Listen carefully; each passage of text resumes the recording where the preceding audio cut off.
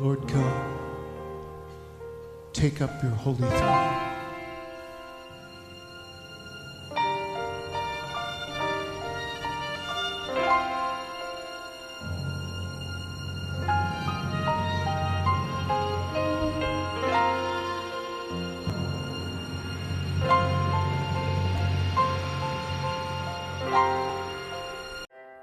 Olá, queridos, amados do Senhor Jesus Cristo, queridos e amados irmãos de Nova Aliança, do grupo Mensagem do Pastor, do Púlpito, queridos e amados que me acompanham pelo canal do YouTube, muito bom dia, sexta-feira, né? Final de semana, tá meio nubladinho.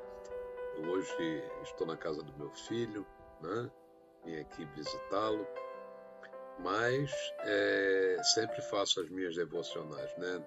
Sempre leio a palavra, oro pelos motivos sempre necessários, né? Da sua vida, da igreja, da minha família, né? E eu estava aqui na minha devocional lendo Isaías 54 e me deparei, queridos, com um texto que diz assim: por um breve momento te deixei, com grandes misericórdias te recolherei. Isso me fez por alguns instantes, né, parar nos meus pensamentos, assim como se alguém lhe desviasse, né, dos seus raciocínios para lhe mostrar uma outra coisa. Sabemos, né, que o que isso significa, não é mesmo? Eu sempre digo, é quando alguém diz assim, tem alguma coisa me dizendo para mim não ir lá. Ou tem alguém me dizendo, ou tem alguma coisa me dizendo para mim não sair. E depois você fica sabendo, né, de algo ruim que aconteceu e você nem pensa que foi o Espírito Santo, o Senhor, quem te livrou, né? Pois é, tem momentos, queridos, na nossa vida que é exatamente assim. Mas voltando ali ao texto de Isaías, né, esse texto me fez refletir de como é muito recorrente a gente pensar que estamos abandonados, sozinhos, né? Deixados por Deus. Verdade ou não? Às vezes já aconteceu de eu me sentir assim, né? Principalmente quando a gente está passando por uma luta, uma angústia, você me entende? Eu falei em angústia, eu lembrei em seguida, né, da angústia do Senhor Jesus. E me questionei, que breve momento foi esse para ele, né? Para o Senhor Jesus, esse momento, eu imagino que tenha começado no Getsemane, ali naquela escuridão, naquela noite, né? Ele orou ao Pai com angústia, uma angústia, eu imagino, tão intensa que, como diz a palavra, fez ele suar, né? Gotas de sangue. Está lá em Lucas 22. Eu gostaria de meditar, né, um pouquinho com vocês sobre isso, comparando aí que o homem Jesus passou naquele momento. Por que eu digo o homem Jesus? Porque ele era 100% Deus e 100% homem, né? Como homem, Jesus tinha as mesmas necessidades que nós. Sentiu dor, né, pelo que estava por vir, sentiu desamparo. Ele conhecia cada detalhe do sofrimento que o aguardava, a traição, o abandono dos discípulos, o julgamento injusto, os açoites, a coroa de espinhos, cravos, a cruz, enfim, né? Aquele sofrimento todo. E por um momento ele pediu até que houvesse outro caminho, mas o Pai não respondeu com livramento, né? O silêncio do céu declarava que não havia outra forma. O cálice não passaria, né? E a vontade do Pai seria aquela, era aquela. Olha, irmão, há momentos em nossas vidas que parece que Deus nos deixou, não é verdade? Oramos e o céu parece de bronze, clamamos e não há resposta, né? Mas eu quero te dizer que o silêncio de Deus não significa abandono, né? Significa que há um propósito maior em andamento, como Jesus, né? E Jesus, ele entendeu isso e ele chega ao ponto de dizer, olha, todavia não se faça a minha vontade, mas a tua, né?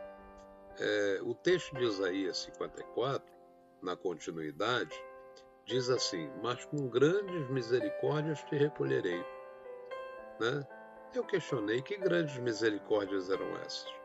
A palavra diz que as misericórdias do Senhor são a causa de nós não sermos consumidos. Está lá em Lamentações 3. Né?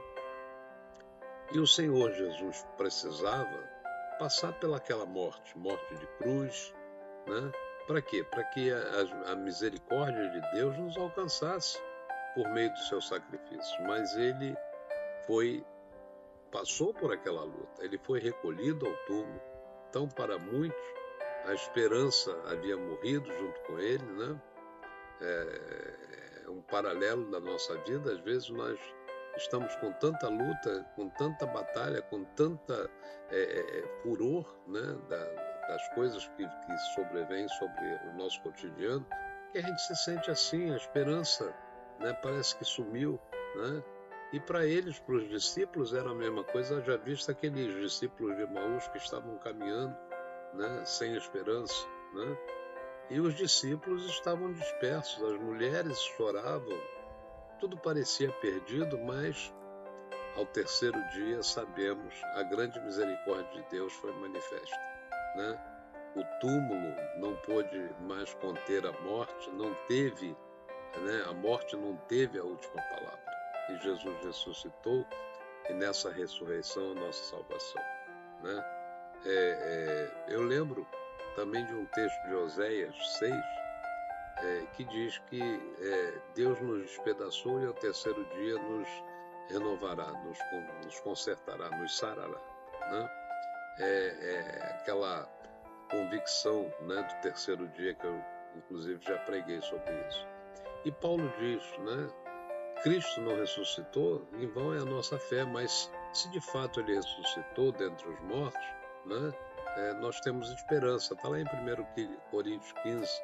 Tá? Então, o recolher de Deus não foi apenas para o túmulo, foi para a glória.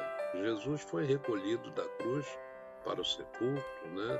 Do sepulcro para a ressurreição, da ressurreição para a ascensão, da ascensão para a glória, para a destra do Pai, aleluia. Né? Então, as grandes misericórdias o levaram do mais profundo vale, entendo eu, ao mais alto trono, né? E então, como é que eu fecho esta breve meditação? Aplicando esse paralelo espiritual à nossa caminhada nessa terra. Olha, meu irmão, se você está se sentindo assim em um túmulo, né, que representa o teu estado de alma, o teu status quo, né, a tua situação interior, agora que talvez possa estar te representando até um lugar de morte, né? De fim aparente, de esperança perdida. Lembre-se, o terceiro dia vem, né? As grandes misericórdias de Deus recolhem seus filhos para não deixá-los na sepultura, né? Mas para ressuscitá-los em vitória de vida, em novidade de vida, né? Então, sua situação não é o fim. A nossa situação, por mais grave que seja, por mais difícil que seja, não é o fim, é apenas um segundo dia. Vamos olhar sempre para as lutas, para as batalhas, para a realidade, para os sentimentos de desesperança, como segundo dia, né? Porque o terceiro vem. Se você já se sentiu assim, desamparado por Deus, saiba que Jesus sentiu isso primeiro, né? E em grau infinitamente maior.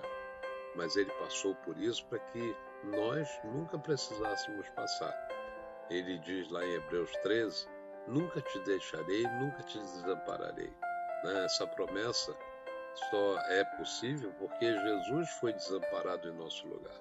Né? Então, meu amado, minha amada, que você nesse dia tome posse dessa verdade, né? Que a luz do Senhor resplandeça sobre ti, aleluias, te dando misericórdia e paz. Amém? Um beijo no teu coração, um ótimo final de semana, que você possa sentir esse toque maravilhoso de Deus, né? Dizendo como a palavra diz lá em Isaías 54, exercerei misericórdia sobre ti e te recolherei. Amém, queridos? Deus abençoe. Dê um like nessa mensagem. Entre aí no canal do YouTube, inscreva-se nesse canal, né? Compartilhe ela com alguém, isso é muito importante. Até a próxima, queridos, em nome do Senhor Jesus Cristo.